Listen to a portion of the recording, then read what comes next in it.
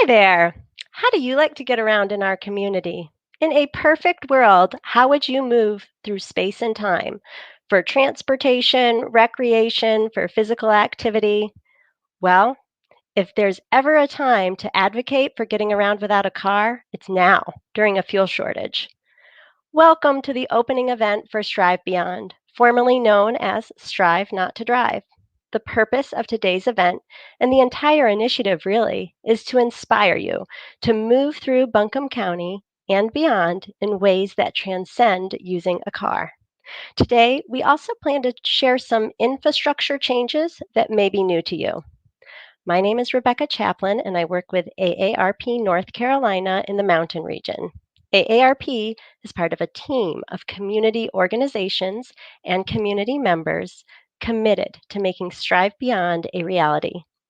This particular event was orchestrated with support from Mountain True and community planner Linda Giltz, and our many presenters today from the City of Asheville, Connect Buncombe, Asheville on Bikes, and others.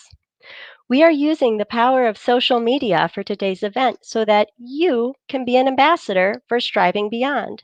Please take a moment right now or afterwards to press share if you're watching this on Facebook, or to share the link if you're watching on YouTube. To kick off Strive Week, we are going to showcase changes to transit, streets and sidewalks, and greenways. Each area will include an opportunity for live Q&A.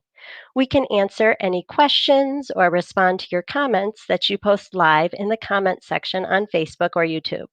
And you can learn more about other events that are coming up in Strive on the Strive Beyond website. Also, I want to highlight on the Strive Beyond website the pledge, the Strive Not to Drive pledge, which will reflect your commitment to going beyond a car next week. Okay, let's get started with a conversation about transit. Today, I'm going to be joined in just a moment by Eunice Lovey, Asheville Transit Planning Manager, and Vicki Jennings, Mountain Mobility Program Manager. So we will bring them right in here live. We've got Eunice and we've got Vicki. Okay, Eunice, tell us a little bit about what is new in Asheville Regional Transit. Thank you.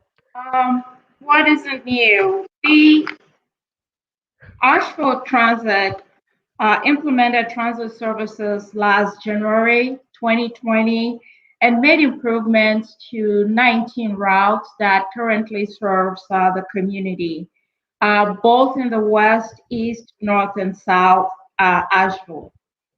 The services we implemented basically improved frequency on some routes. It added bus stops along most routes, renamed some of the routes to address confusion in terms of multiple routes serving a specific area. And we also improved on-time performance on all routes. Just to share with the public some of the projects that we've embarked on. We recently made improvements to the transit station, and as people are aware, we've improved seating on the platform, added new benches, and also added digital signage to enhance real-time information. To share with the group, we are currently looking at additional service change later on this year. And we're looking to improve service on the S3 and S6. And we are also considering making changes to add more extended hours. That's my brief information about Asheville Transit. Sounds like you've been busy, Eunice. Great work. That's good to know. And we will be showing a short video momentarily to highlight some of the really exciting infrastructure changes to the transit center. And Vicki, welcome. Tell us a little bit about what we need to know about the Trailblazer. Well, I think the Trailblazer is one of the best kept secrets in Asheville and Buncombe County. As some of the viewers may know, we have 3 fixed route buses that connect with ART that run in different areas of the county. So we have one in Candler and Inca Candler. We have one in North Buncombe, and we have one in Black Mountain. And what these buses do is they run throughout the day and they make connections with ART. So if people live in those far reaches of the county, they can get on a Trailblazer and then they can connect with an ART bus that could bring them on into the city. And so we think this is one of the best kept secrets because it's a free service. There's no fare to ride a Trailblazer. And we have that information readily available on our website. You can go and look at the routes, see where it comes near you to where you can hop on. It's also great for just if you're riding around in your area, in your community, if you just need to run down to the store and pick up something, you can get on, get off anytime you want to, and there's no charge for that service. So we're really excited that we cooperate with the city of Asheville and with Eunice and with ART to make that service available for people who live in the county. Thank you for highlighting that extremely important service. Often we hear about one of the greatest disconnects in our county being the connection between county and city transit. And I live in Barnardsville, and I have taken the Trailblazer from Weaverville and connected to get into Asheville. And, you know, it's fun because you get to see parts of Weaverville, especially if you're not in like a huge rush. You can schedule it to fit into your timing, but if you have the opportunity and you're going to run an errand, it's really a great opportunity to connect with other people and see our community. Thanks, Vicki. Sure. So we're going to play a short video now that highlights some of these changes to transit, goes a little bit beyond what Eunice and Vicki have shared. And then we'll have Vicki and Eunice back to answer any of your questions. At any time, feel free to put your comments in the comment section and we can answer those live. Okay, we'll go to the video.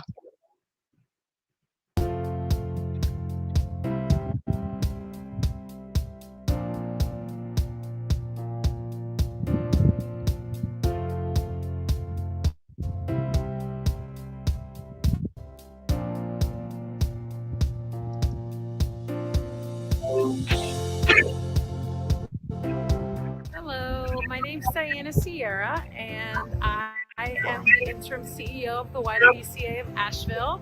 And I am here on Cox Avenue outside of the Art Bus Center and wanted to share a little bit with you why I support the Strive campaign and a little bit about my story. I first relocated here from New York City, which is a multimodal public transportation city. When my wife and I relocated here in 2014, we only had one car.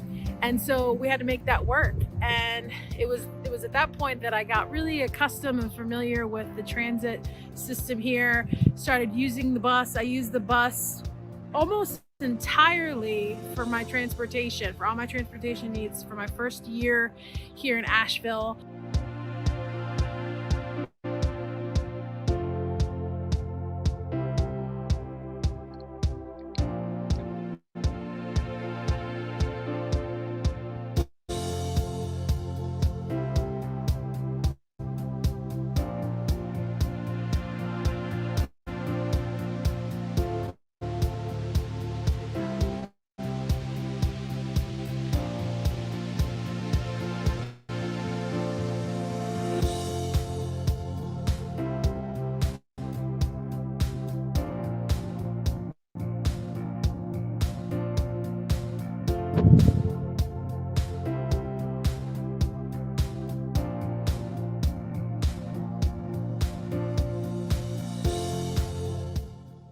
My family and I are always looking for ways in which we can use multimodal transportation, utilize the transit system, whether that's carpooling in and you taking the bus back home at night, or if I am downtown and I need to make a couple of errands, make a couple of runs, use the bus to do that instead of the car. The transit is great for even for folks that aren't dependent on it for all their transportation needs, just looking for ways that we can diversify how we get around town. And so major shout out to the Strive campaign, and I look forward to seeing all the great work that's ahead for us as a city and our transit. Great. And Eunice, while we were there, I did end up muting you, so you may need to unmute yourself when you talk. And I know Vicky's got hers on and Jeff's got his on. Great, to avoid the feedback. So I see that we have at least one question for Vicky coming up on the feed here. We'll start with that. Vicky, how often do these buses run? Typically, the pattern is about an hour. So you can catch the art bus when it comes through. So that's our desire, is that you can hop on and then make a connection with art. So it depends on where you get on, but every hour buses are typically running the routes. Great. So hourly, that is good to know. We are getting some feedback, so maybe if you're not talking, I think it might be Eunice. If you're not talking, try to mute yourself. But we do have a question for you next. So Eunice, stay on now. This person hasn't ridden the bus here, but is planning to do so. Do they take cash? Do you have to have exact change? How can you get a transit pass on the website? Is there an app they can use on their phone? And I'll also add, if you're an older adult, are there any specific provisions? So I can try and answer the questions posed as much as I can. Right now, the service on the Asheville Transit is fare free because of COVID. But yes, there's definitely a fare that is charged. It's $1 for all adults, and it's 50, and it's discounted for persons with disability and for seniors, and that's 50 cents. So it is discounted 50%. And may I see the questions again, please? Okay. Absolutely. Yeah. Yes, we do take cash. We also have monthly passes that people can purchase and use. There's information on our website, and basically people can go to the transit station to purchase a pass, or when they get on the buses, there are fare boxes on the buses that they can deposit their money into the fare box to register so that they can ride the bus. In terms of an app, we are currently looking at that, and we'll let our public know as to what we have available for people to use. Great. Thank you, Diana. Okay. And so next I want to say hello here to, I'm going to hide Sherry's comments. Thank you for your great question, Sherry. And I also want to give a shout out to Diana Sierra, who starred in our film there. Congratulations, Diana, you are the new executive director for the YWCA of Asheville. And I'm glad you're a proud transit rider. Jeff, talk to us more about your involvement in the transportation and the transit system. Certainly, yeah. Well, I'm glad to be here, and thanks to AARP for putting this on.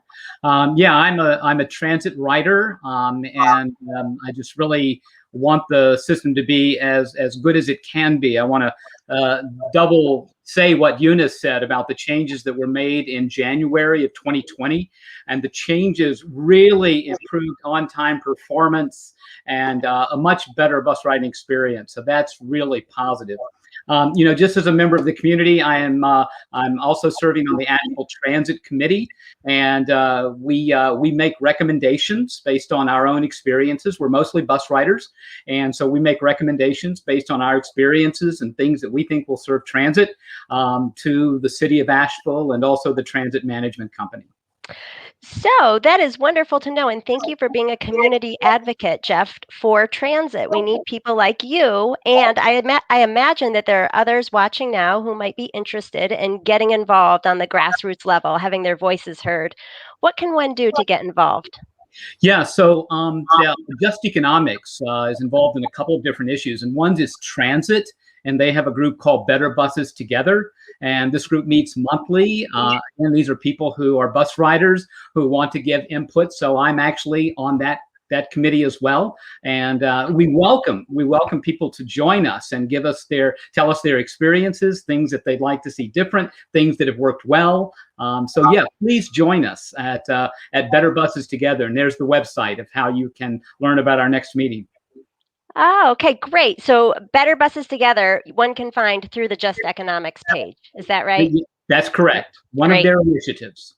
Awesome. When I moved to this area, I moved from Canada and I moved to Arden and I had no car. And so I immediately started to access the bus system, whether that involved, biking to a bus stop or taking the Trailblazer, which I did a few times to Black Mountain. And it really helped me to know my city. It helped me to understand how the layout was. And it's a great asset that is often underutilized. Vicki, do you have anything else to say about transportation fares for older adults? Yes, as Eunice mentioned, there are fares for seniors. Mountain Mobility offers free bus passes when ART starts charging again. Mountain Mobility does have funds to offer free bus passes for those seniors who do live in the city of Asheville. All they have to do is call us and we'll get them signed up. And there's a pass list that in the past we have just put their name on a list. They can go to the transit center, pick up a pass. So when that process becomes available again, if and when ART starts charging those fares, those will be available for the public again. And did you say that was 65 and up? It is. It's actually 60 and up. Oh, okay. 60 and up. That's great. So we encourage people, if you're 60 and up, you get a free fare for the, ongoing future. I see we have another question for Eunice before we move on to the Complete Streets arena. And Eunice, I did mute you, so you'll need to unmute when you answer this. Do all buses have bike racks? Great question, Sherry. Definitely they do.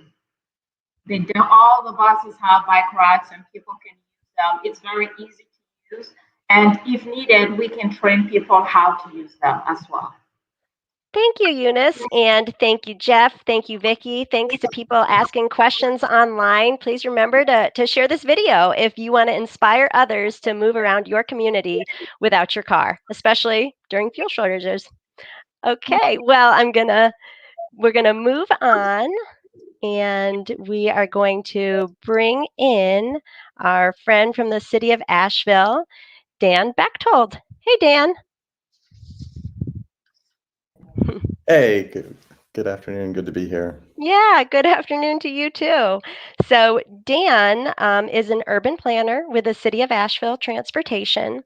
So Dan, a lot has been happening in our community around streets and sidewalks. How are they changing to make it easier to get around? It is great to be here, and this is a great celebration. Strive has been going on for many years. I appreciate all the people that work hard to put it together, and we are celebrating some successes recently. A couple weeks ago, had the grand opening for the River Arts District Transportation Project and the naming of the Wilma Dykeman Greenway. So there are a lot of great things happening right now. I think before I talk about specific streets and sidewalks, I think it's important to also acknowledge how we got to a place in our community where it wasn't easy to get around without a car.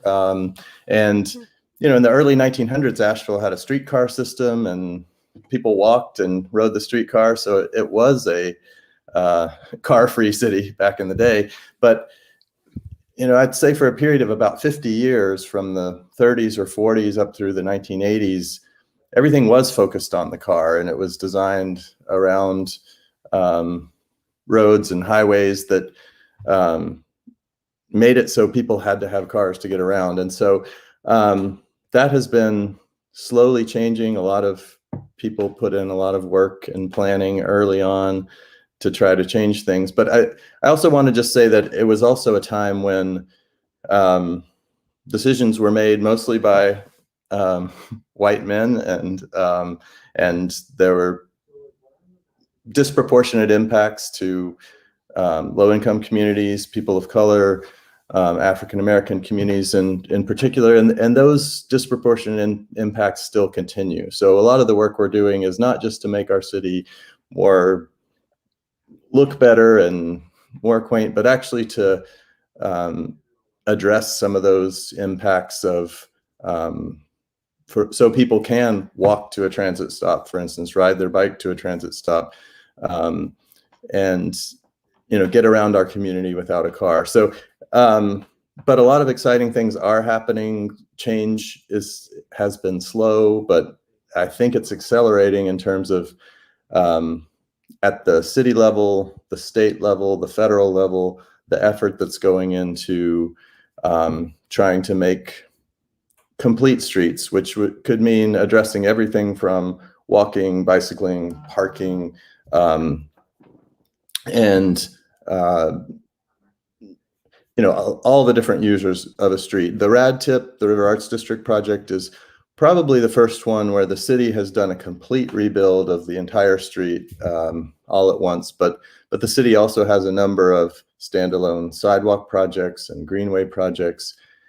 And now we're also seeing the state of North Carolina on their streets and highways really get more invested in including infrastructure for people to bicycle and walk, and for transit stops and that kind of thing. So I think we're going to continue to see an increase in the pace of change, and hopefully a lot of new exciting complete streets projects. Cox Avenue is one that hopefully will get funded and be on the radar in the coming years.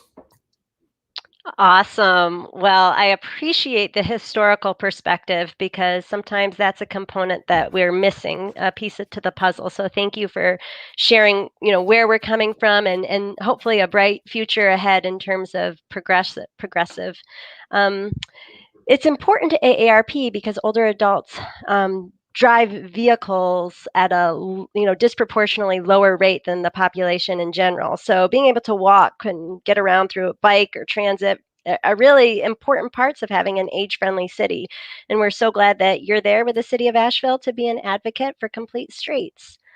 So next, we've got a short video coming up, and then we will come back and have Mike Sewell and Dan to answer your questions. So go ahead and think about, what do you want to know? Now's your chance. We've got these guys live. So put your questions into the comment section, and let's see more about what's coming up.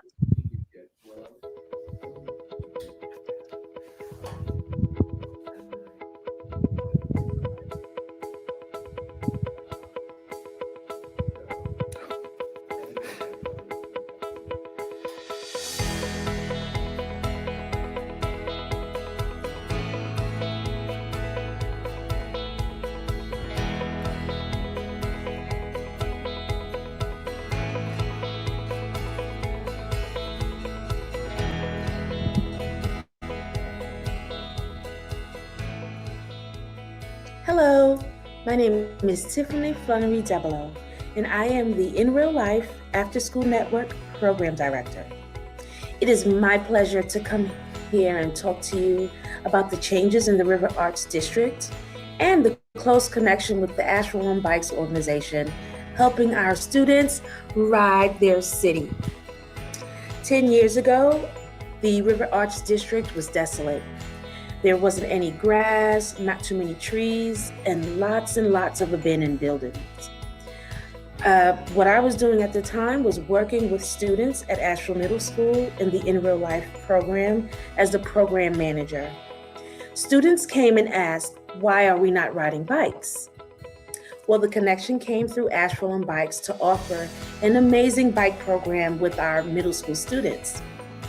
As we progressed, the River Arts District increased in its capacity with adding roundabouts, with adding more flowers, with even, in addition, adding the greenway.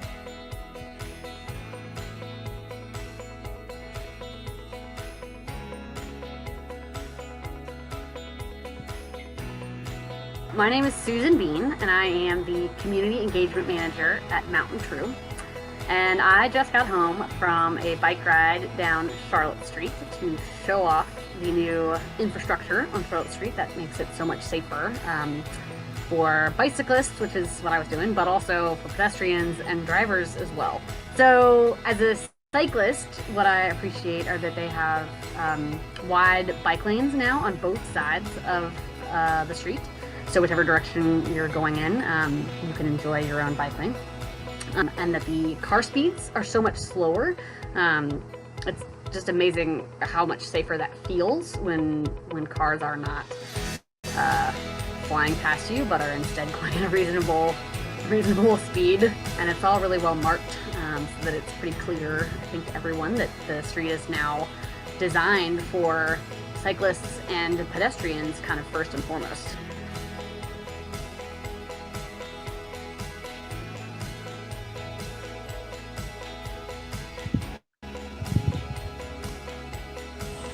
Hi, my name is Sophie Walnax. I'm a resident of East West Asheville. I live near this intersection of Westwood Place and Waynesville Avenue. I also work very close, and I am excited for the Street Tweaks project to get going here in installation this coming month and make this intersection safer and more predictable and more vibrant and beautiful for everyone who uses it, whether you're a car or pedestrian or a cyclist.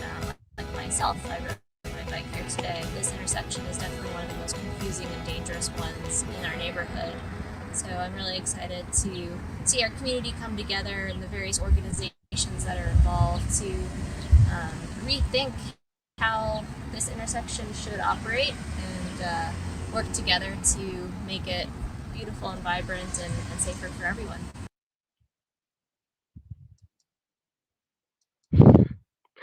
Cool. Well, shout out to Susan Bean and Sophie Mullinax for joining us there in our video. So this kind of begs the question, and again, I'm going to invite anyone watching, if you have questions, now's the time. How does the community get involved and say, you know, I can't walk to work because there's no sidewalk here, or it's dangerous, and, you know, or I can't ride my bike in this area? What is the process for community engagement for questions and concerns? And Dan, I'll start with you. All right. We have processes at the city. If there's some specific issue, then there's the Asheville app, which is people can download and submit a request or an issue there, or through the city's website, contacting city staff. But there are other broader ways to get involved, and I'm sure Mike will touch on that. His organization, Asheville on Bikes, there's the association that's affiliated with the city called the Bicycle and Pedestrian Task Force. Information on the city's website about that as well. And other committees and commissions that people can listen in and attend. A lot of ways to get involved, but also ways to report something specific. Okay, that's great. I didn't know about the Asheville app, so that in itself is like an aha probably for multiple people watching today. And Mike, how would you respond to that question? How can community members, get involved and raise their voice about questions or concerns they have so that they can get around without a car? You're muted right now, so you just need to.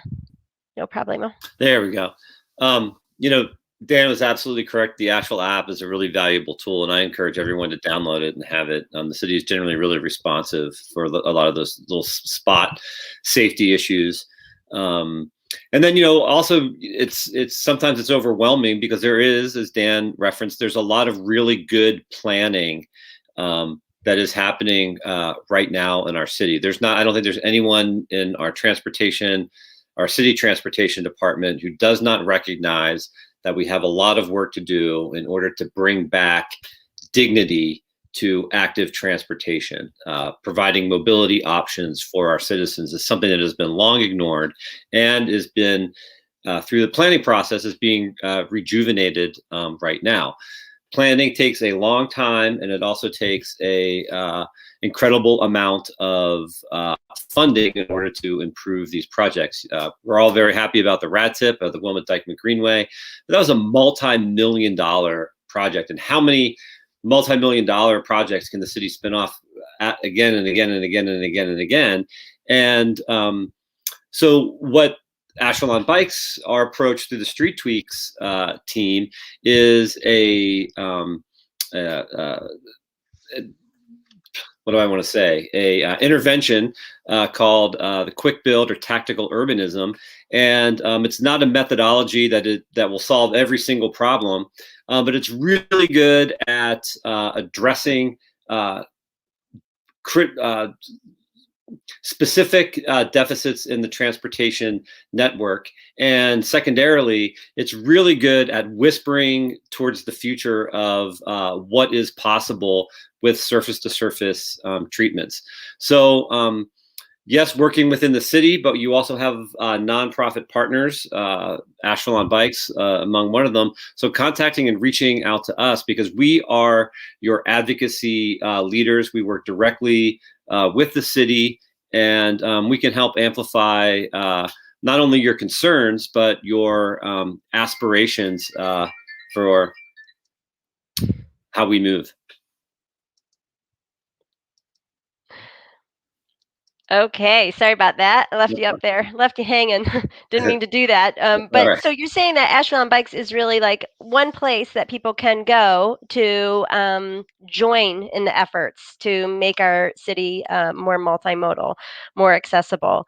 And specifically with the project that was referenced in the video, the Westwood Waynesville project, I put the link in the chat for people who want to understand more about that project. But can you add a little bit and build on what Sophie shared about that project and the vision for doing these quick build sort of initiatives throughout our community? Yeah, I mean, it's an example, I think of the roads as that it is a public right of way. It is a public asset. And again, as Dan mentioned earlier on, we have over allocated that public asset to the convenient and speedy movement of people in vehicular, in automobiles, cars, over and above everything else. And the Street Tweaks project and tactical urbanism allows us to step back and reimagine the public right of way, and in some areas, reallocate it to the safe and predictable movement of people. That we prioritize the most vulnerable road users. We prioritize their safety above all and everyone else. That doesn't mean that cars cannot move about. They can actually, fine, it's going to work fine. But pedestrians, we're going to add 3 crosswalks where there are no crosswalks for pedestrians. And that intersection connects an dense residential neighborhoods with the mixed-use corridor of Haywood Road. A lot of people who live in that neighborhood really don't need to, if we have adequate active transportation facilities, they don't need a car to manage their daily life goods and services. I mean, I live not far off of Haywood Road, and there's only 2 things that my family really has to get in a car to go do. One is to go see our optometrist, and the second one is for our pediatrician. Everything else, we can manage our lives pretty much by walking or biking on Haywood Road. So we want to open up the transportation network to people on bikes and people who are walking. There, didn't leave you as long this time. So what's cool about the Quick Build project too, I think, is from AARP's perspective, is that it gives a little bit of that empowerment, because our mission is around empowering people to choose how they live as they age. And when you can be involved in kind of design and infrastructure, it's very empowering for individuals. Not to say a lot of work didn't go in before the individual gets involved, but there is opportunities to volunteer for projects like the Westwood Waynesville projects, and folks can find that all within the link that I put into the comments section. So thank you for your strong leadership there, Mike. I think it's a really unique asset that we have in our community to have you and Asheville on Bikes and projects like these. One more question before we move to greenways, and that's about barriers. I think the public may not understand, and I know I'm always learning about what some of the barriers are. Watching you might go through the process of apply for the different permits required just to do this temporary build. I mean, it's full of process, which is important, but I see how that is limiting to people who might not understand how to go about those processes. So I can see that as, one of those limiting factors.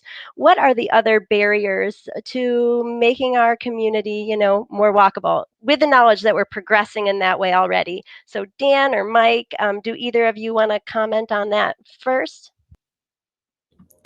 Well, from my side, the biggest one is always funding, but Mm. well, I wouldn't say that that's the biggest. Community consensus is another one, and that's where these outside organizations participating and people learning about the options is just as important. We've had projects that can't move forward because there's not consensus, but it's those two things really, is being able to find adequate funding, but also just understanding what the choices and trade-offs are. And I'll just to pick up on one thing Mike said, one thing that these projects where we are reallocating, reducing the speed of cars is a big factor in improving everybody's safety. And that doesn't mean that people aren't going to get where they're going maybe just as quickly as they were before, because it's all about getting people through the intersections. But reducing speed is going to help everybody in the community.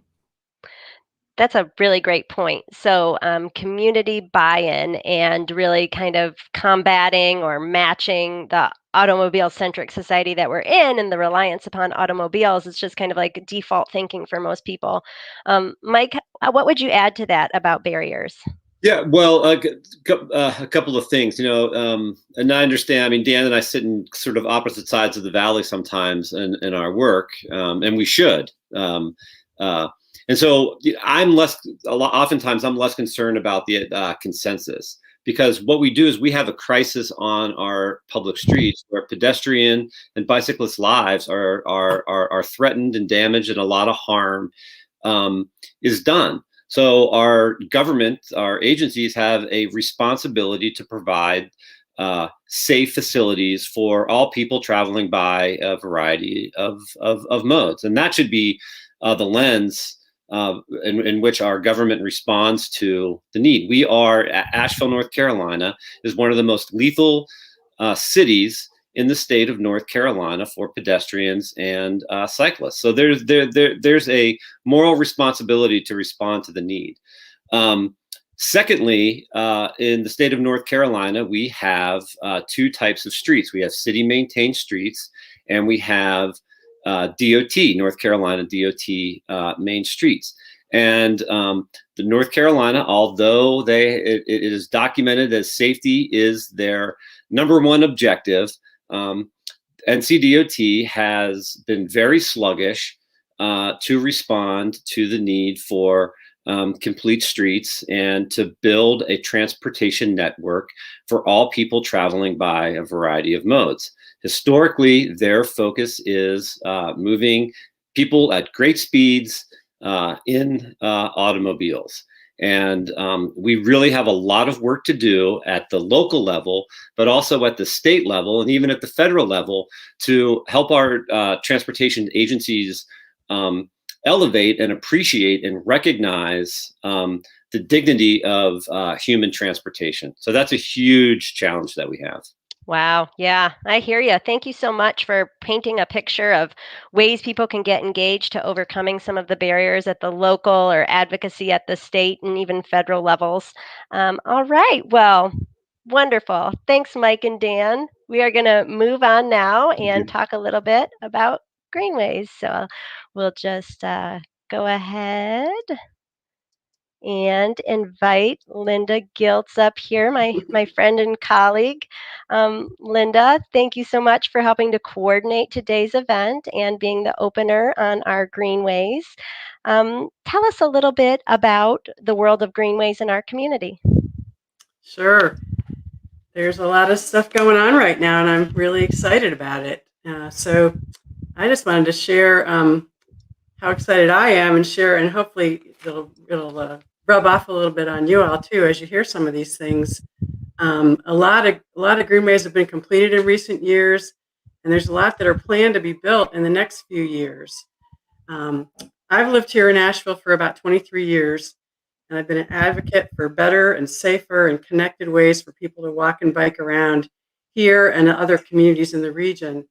A lot of people have worked really hard to plan and design and raise funds and build support for trails and greenways over lots of years.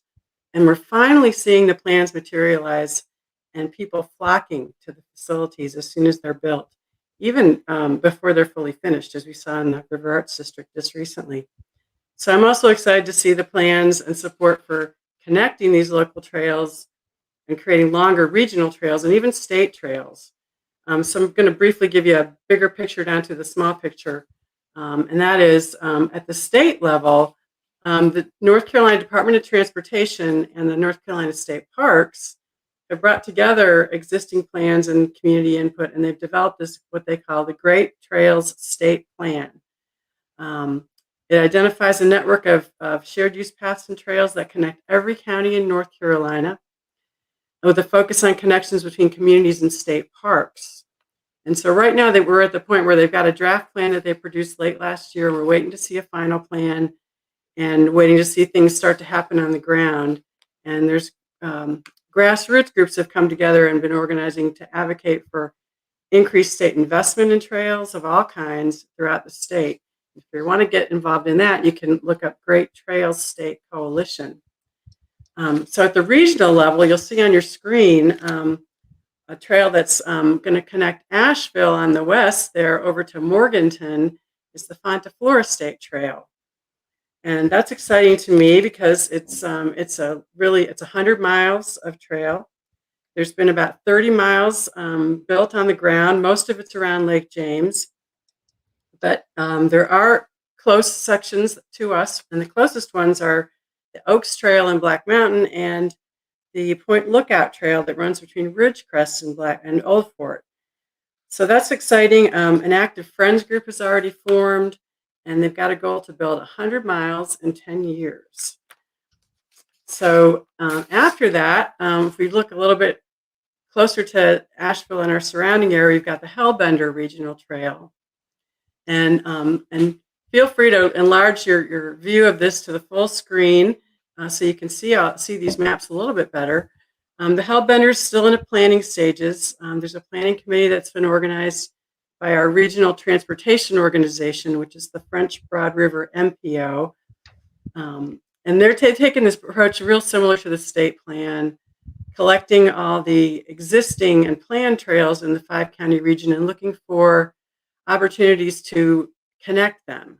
And so this is a kind of a subway style map, but it'll show you, and you can go on the website for the Hellbender Trail at the MPO. If you just look up Hellbender Regional Trail, you'll get right to it. And you can see there's pieces of existing trail in most of our communities.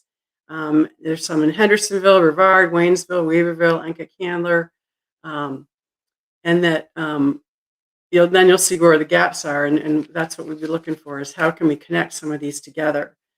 So that's exciting to think about for us here, and as we start to look at getting around in a wider area. So now I'm going to go to the county level.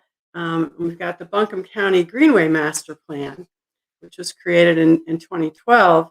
And we've got one more map to show you of the Buncombe County plan that you'll see in a minute. It shows also the existing and planned greenway network for the county. And the county and all its cities and towns are really creating pieces of this network. Connect Buncombe is a local nonprofit raising awareness, support, and funds to get more of the network built throughout the county. And there's a little more than 14 miles of public greenways today, with many others in progress. And we expect that we're going to have about 30 miles of greenways by 2025. And now you can see the map on your screen.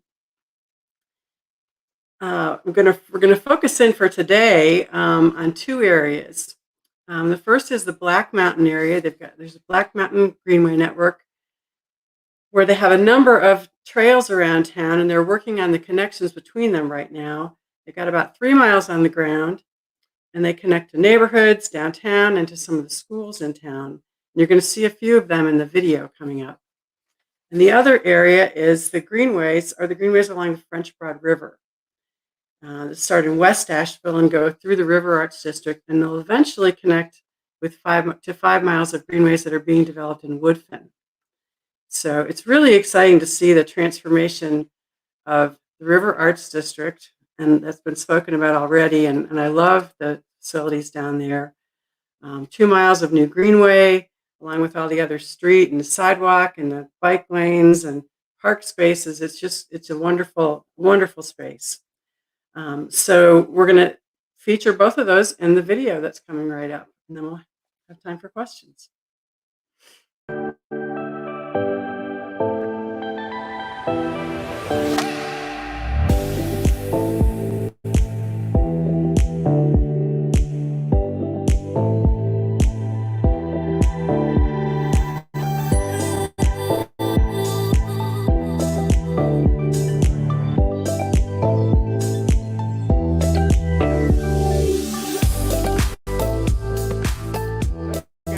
This is Mike Sewell. Mike's the founding executive director of Asheville on Bikes. That's the organization that gets incredible stuff done for cycling infrastructure and habits and practices in the city of Asheville. And I'm hanging out with my good friend here, Mark Hunt, former city council member and a longtime supporter of active transportation and greenway connectivity. Great to be here. Great to be here. And what we're going to do today, we are going on a celebratory ride to highlight and demonstrate Asheville's first connectivity using greenways, slow streets, protected bike lanes, and traditional bikeways.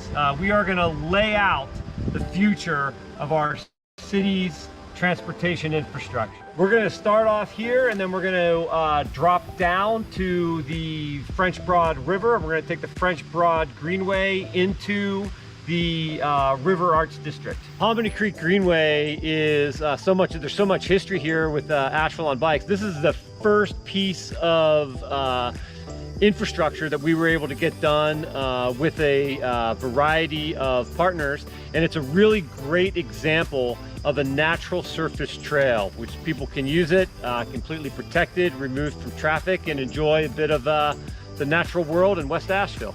All right, now we are cruising on Hominy Creek Road, which will connect us to the French Broad Greenway.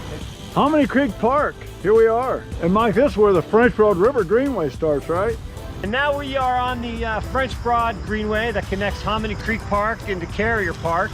This was built by the city of Asheville in 2009. Traditionally, this was a park facility as it connected one park to another, but with the Hominy Creek Greenway and the River Arts District Transportation Project, this serves as the spine of the active transportation network. Hey, now we're rolling through Carrier Park, where all of Asheville comes to congregate and have fun, participate in sports, catch some sun, maybe fish. And you can get there now by bicycle. So we're right now in the heart of the River Arts District Transportation Improvement Plan, and this is the mother of all recent transportation plans in Asheville. It includes stormwater mitigations, we've got sidewalks, Asheville's first dedicated two-way cycle track, and a multi-use path all along the river. You know, the original vision for the River Arts District and its revitalization included the recreation, but it also included business and industry, really the economic vitality. And of course, this area is famous for arts and crafts and all the studios and retail places people can go for that. But New Belgium is one of our town's biggest employers, and interestingly, it was about 10 years ago that New Belgium decided to come to Asheville, and the biggest reason they came to Asheville compared to other towns they were considering was that Asheville was committed to doing this kind of stuff.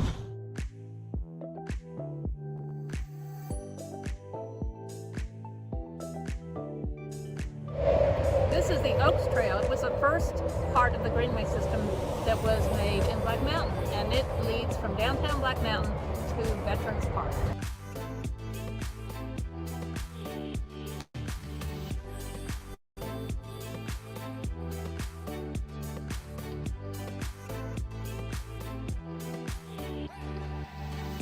One of three sculptures along our greenways.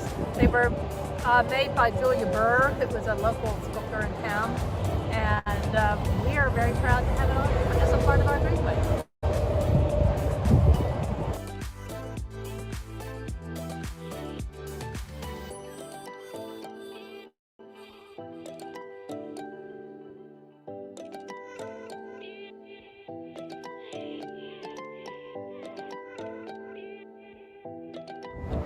So this is the Garden Greenway, and there's always a lot of action here. There's two loops, one that goes around the community garden, and the other loop goes around the disc golf course.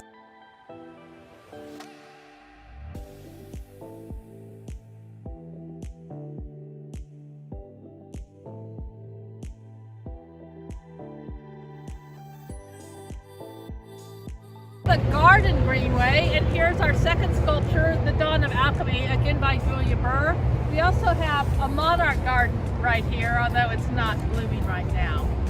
This is the Flat Creek Greenway, and it leads to the primary school and the elementary school through another greenway.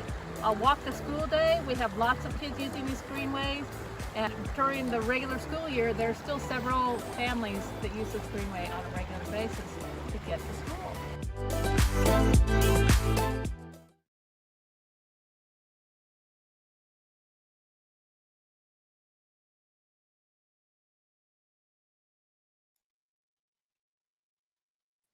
Sorry to leave you hanging. There was a lot of different buttons to press, but we're happy to have Lucy Crown and Julie White join Linda Giltz and I to talk a little bit more about the Greenway infrastructure. And Lucy, why don't we start a little bit with you? Can you remind us of your title and just what's most exciting to you right now about the infrastructure of greenways in Buncombe County? You're muted. Oh. Catchphrase of the year, right? Yeah, my name is Lucy Crown. I'm the Greenway Planner for the City of Asheville, and I work in the Transportation Department. It's not very often that you see a Greenway program in a Transportation Department at a government agency. You typically see them in a Parks Department, but thanks to a lot of people that you've just talked to in the last 20 minutes, Mark Hunt and Linda Giltz in particular, an effort was made around 2008 or so. Probably by 2012, the Greenway program was moved to the Transportation Department because they felt that Greenway should be part of our multimodal transportation network. And so that's a very exciting part of my job, is to be able to tie greenways into our transportation system. And I get to work with great people like Dan, and Mike Sewell is a great partner of ours as well.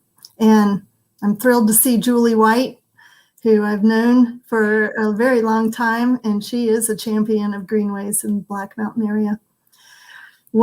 You asked me what was the most exciting thing for me these days. Well, right now we're really focused on turning our greenways into a greenway network. And I think we're really making some big strides. And this past year and in the next 2 years, I think you'll be seeing these greenways starting to connect together so that you really will be able to get around town without a car. And that's probably my most exciting idea that wakes me up and gets me to work every day.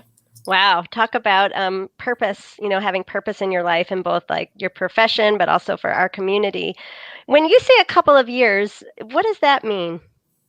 A couple years. So we just finished that greenway on the east side of the French Broad River.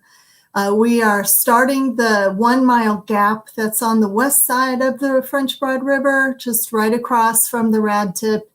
That gap that starts at the West Asheville Bridge by New Belgium and ends at the French Broad River Park by the dog park area. So we closed that area this week.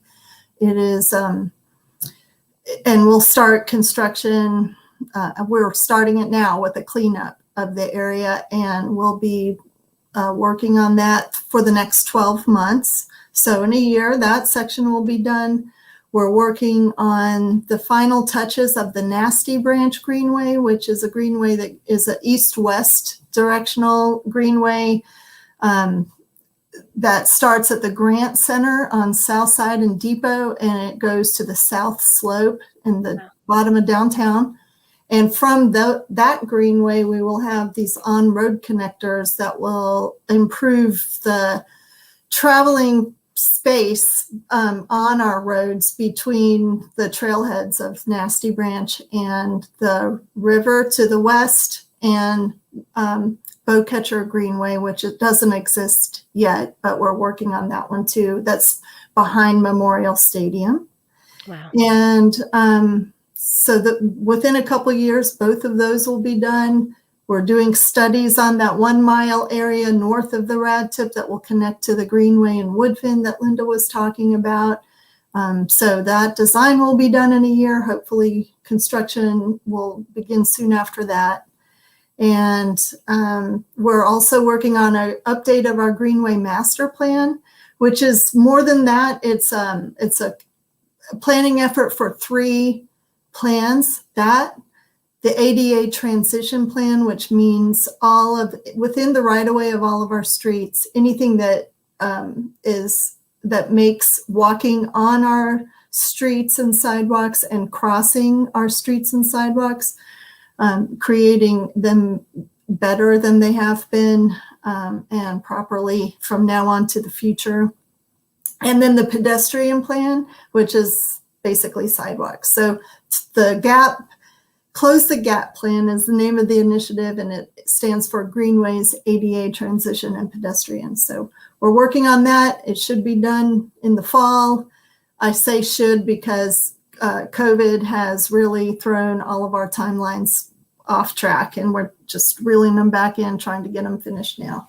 We should be doing another round of public input, by the way, in June. So look out for that, and I will make sure you, Rebecca, gets that link, and please share it with everyone you know. And we're really looking for input from everyone who lives and works in Asheville. Great. And is there a website people can go to just kind of one-stop shop to get more information about anything that you've shared? Yes. So our Greenway webpage for the city of Asheville is the easiest thing is to just Google Asheville Greenways and go to the one that says Asheville Greenways, not Enjoy Greenways. That's an old page that we can't get off the Google world. But Asheville Greenways will take you to all of the links that you would like to know about what we're working on. And we try as best we can to keep all those projects updated. I just yesterday noticed that one of them said we'll begin construction in 2019. So it's sometime I need to work on that. But yeah, we have links to other project pages from that page as well. Thank you. Great, great. So Lucy has given us a super kind of perception and timeline for Asheville-related projects in Buncombe County and connectivity. Julie, I would love to hear about what you're excited about with the Black Mountain Greenways and Trails. Sure. Well, Black Mountain is right now working on a connection from the west side of the east side of the city to the west, and we've got some grants in place for that. We've had a little bit of trouble with crossing the river, and so our planners are, just looking at how we're going to make that happen. So we kind of split the project into 2.